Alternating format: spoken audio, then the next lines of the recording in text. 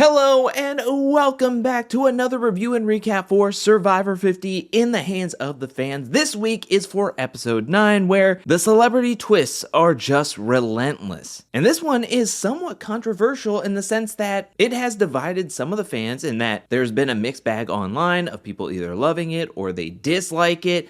There's a lot more dislikes it feels like, but we'll get into all of that as we go through this review and recap. Let's first start off where last episode left off, and that was Coach and Chrissy getting voted out in the double duo twist and coming back to camp. Rick Devens has the biggest target on his back, and the three people that want him gone immediately is Jonathan, Joe, and Stephanie. They lost 2 Alliance members in one night, and they're all blaming Rick Devens. I think that's a little bit funny because you have Stephanie and Joe who voted for Chrissy and Coach.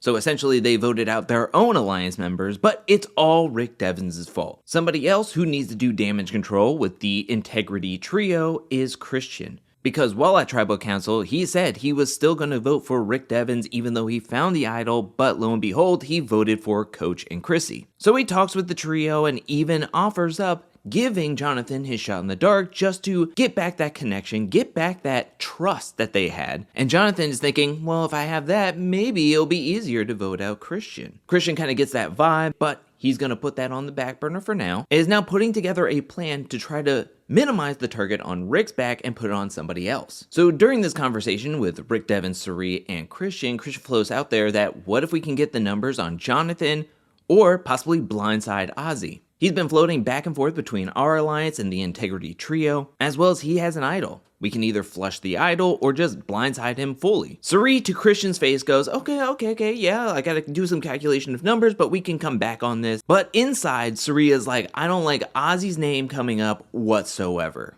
And she uses this opportunity to throw Christian even more under the bus. Ozzy sits down, and she tells him about the entire conversation about Christian throwing his name out there. Then she throws it out to Jonathan that Christian also said his name. It's at this point in the episode that I was like, okay, it seems like Christian did what he wanted to do and take the target off of Rick Devens' back, but now the target is fully on his back, and he needs to win immunity or he is done for. Speaking of immunity, everybody gets their stuff, heads down to meet up with Jeff for this week's Survivor Classic Immunity Challenge, where they're holding on to a reel to keep their bucket suspended in the air. The more they loosen their grip, the more their bucket will fall. If you drop your bucket, you're out. Last person standing wins immunity, but there's a twist, thanks in part to Jimmy Fallon and his audience. Apparently, they did a poll on The Tonight Show that 90% of people wanted to see Jeff versus contestants. So there's this big reveal that if 5 people can outlast Jeff, then they will win rice. But if one person out of those 5 fall before Jeff falls, then no rice for anyone. At first, I thought this twist was going to be a bust. On the initial reveal of Jeff's podium, everybody was just confused. And then on top of that, nobody wanted to volunteer until Jonathan raised his hand and negotiated that, how about we go from 5 volunteers to 4 volunteers? And reluctantly,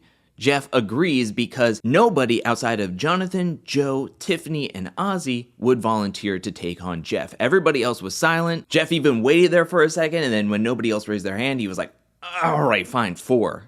That's fair. By the nature of this immunity challenge, it's not very action-packed, and the contestants were really the secondary to this, as majority of the camera time went to Jeff. He was struggling pretty early, he kept on having to readjust his grip, he kept on asking for a time check, and he was struggling 6 minutes into this challenge. I will say that he was able to outlast Rizzo, Emily, Rick Devens, and Cirie, but he was the 5th overall person out of the challenge, meaning the 4 volunteers were able to outlast Jeff, who stayed in the competition for 7.5 minutes, meaning that everybody gets rice, and everybody was so thrilled, so excited, and once Jeff's portion was done with this challenge, now everybody was focused on getting immunity. The next people out were Christian, Aubrey, and Stephanie. The 4 volunteers that took on Jeff were the final 4 remaining in the competition. You have Tiffany and Jonathan going one after another, and no surprise, this came down to Ozzy and Joe. Joe looked rock solid. I know that at the beginning of this challenge, Jeff was like, oh, Joe was only a couple of minutes off getting the record for this challenge. This is his, in the bag. Like, he has forearm strength, he has grip strength. It looked like his line didn't move once, he kept on taking one arm off. It was rather impressive. And for the second week in a row, Joe was able to win immunity. But there's another twist to this, because Joe just didn't win immunity. He also won a decision to make. He has to send one person on a journey. Joe, not wanting to single anybody out, decided to put this up to a contest, a rock, paper, scissors contest. So everybody who was wanting to go had to face off against each other in this like tournament style bracket. That came down to Ozzy versus Christian, where Christian won, and he was being whisked away off onto a boat for a journey away from everyone else, but he was going to come back to camp prior to tribal council. That's when everybody grabs their stuff, heads back to camp, and is ready to make rice. Cirie, who has made rice countless amount of times, also specifically on Survivor, I'm sure of, as she's done this really more times than anybody else who is currently in the game playing, is ready to make it, knows how to make it, but then Emily wants to pipe in and be like, I think you're having too much water, I think you have too much rice in there. She gets on Cirie's nerves. I think it's just the idea of food and then not wanting to waste it, not wanting to overdo it. But when it ultimately gets done, everybody is just so thrilled to have rice and have food. And this also gives some people enough energy to start throwing around names at camp, i.e. Jonathan. He goes around to everybody to throw Christian's name out there, and everybody seems to be on board. Really, the only thing that can sideline this plan is the journey that Christian is on and the possible advantage that he could win. Speaking of which, Christian, who is on a boat, is being taken to this floating pontoon. On this floating platform is anchors, ropes, a puzzle, and this really long scroll from Jimmy Fallon. Before we get into this advantage, what Christian will have to do is throw an initial anchor into the ocean. As it falls deeper and deeper into the sea, the rope that is on the deck that lays slack will get pulled and taut. Once it is completely taut, it'll set off a hinge that will drop another anchor. When that one falls deep enough, it'll set off another anchor, all up until the platform that the puzzle is on will be dragged into the ocean. If Christian is able to finish the puzzle before it gets dragged into the water, then he will win the advantage. But if he doesn't get it done, then he has to grab an envelope and take it back and read it in front of everybody. And whatever's in that envelope is his fate. Alright, so now that we know the game, let's get into this giant scroll about the top third is essentially useless. I'm Jimmy Fallon. I'm happy to be a part of this twist. I'm glad that Jeff participated in the challenge. Congratulations, you won rice, and people are back at camp while you're here, and they're scheming and probably talking about you. After we get through all of that, we get to the actual advantage, which is called Jimmy Fallon won in the urn. And the advantage that Christian is trying to win is that if he wins, he has to write down a name on a piece of parchment and put it in the urn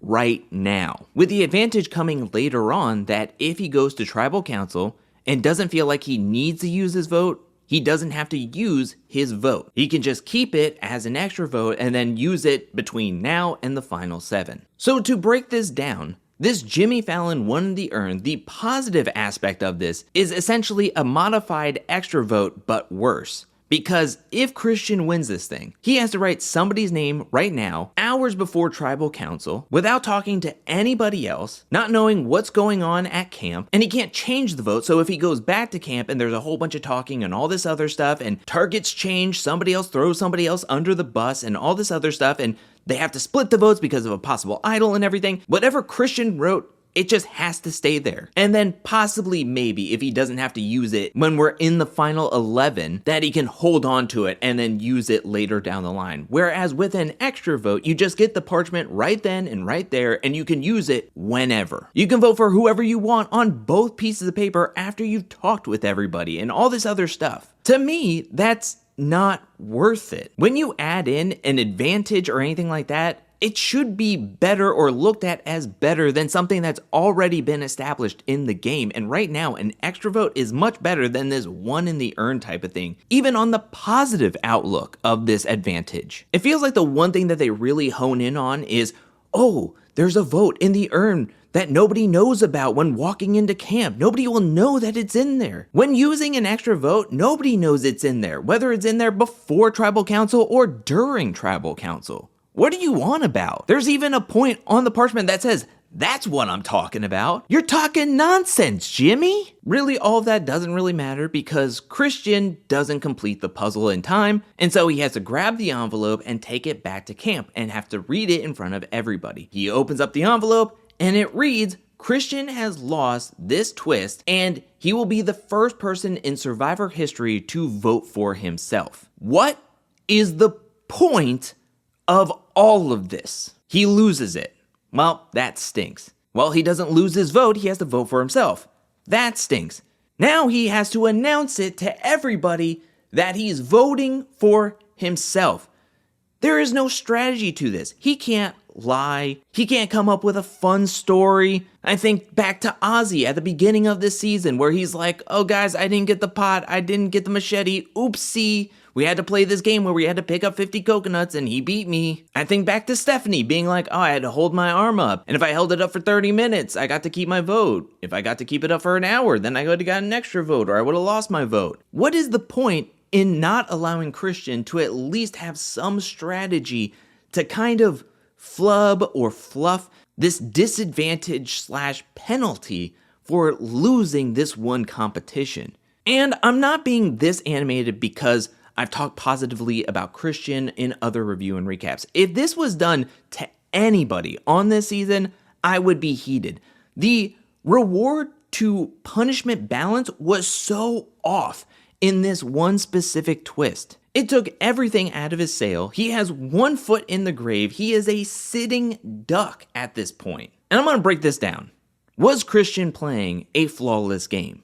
No. His name was being floated out there all this episode for a reason. He has blindsided allies, he's lied to people, hence why he had to give his shot in the dark to Ozzy earlier in the season, and then doing the same thing with Jonathan this episode. He was also doing too much trying to take the target off of Rick Devens' back rather than just kind of letting the game take its course and playing his own game. But if he would have just been voted off with no shenanigans, that's an easier pill to swallow for a contestant rather than just getting sideswiped. Can't lie about it to try to get people on his side to work with him. Instead, it's a giant neon sign above his head being like, hey, vote me out. Now, after all of this, we have 23 minutes left in this episode, and I go, what could we possibly do for 23 minutes while waiting for Christian to be voted off? And Survivor likes to do what Survivor likes to do and just throw out a random name for 3 minutes to be like, what if?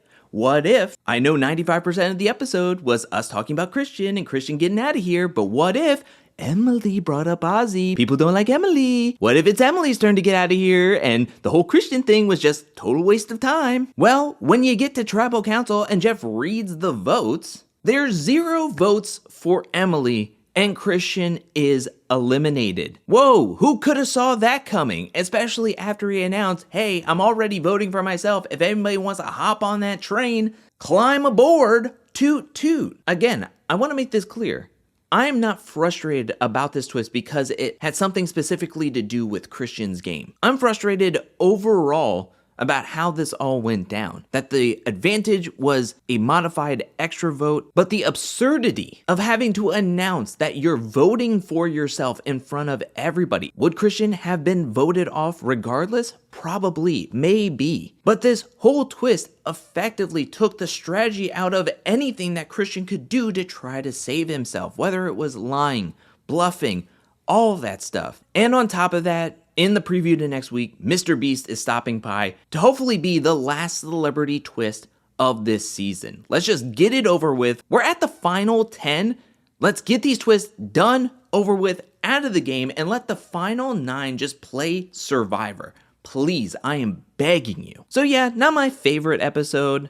It's sad to see Christian go, but he was playing a very sloppy and messy game, and he was going to go out eventually. I think him throwing out Ozzy's name to Cirie was just not good. And it's kind of proving how good of an alliance Ozzy and Cirie have that somebody from their OG tribe has no idea how close they really are. I thought with Survivor 50, I would have loved just a good old-fashioned game of Survivor. You have known personalities, you have good game players. Why not just let them play the game? It feels like the twists are driving this on rails and pushing people into decisions rather than players just playing the game. And this week, it just felt like we were driving just towards a very predictable outcome. But that's just my thoughts about this season so far. What did you think about this episode and the Jimmy Fallon In the Urn twist? Let me know down in the comment section below. I desperately want to hear what everybody has to say, whether it's good or bad. What do you think about Christian being eliminated from the game this episode? And are you worried about the Mr. Beast twist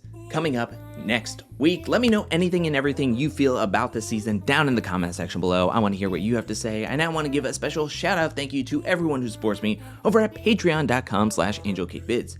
Thank you for your support. Thank you for your generosity. Thank you.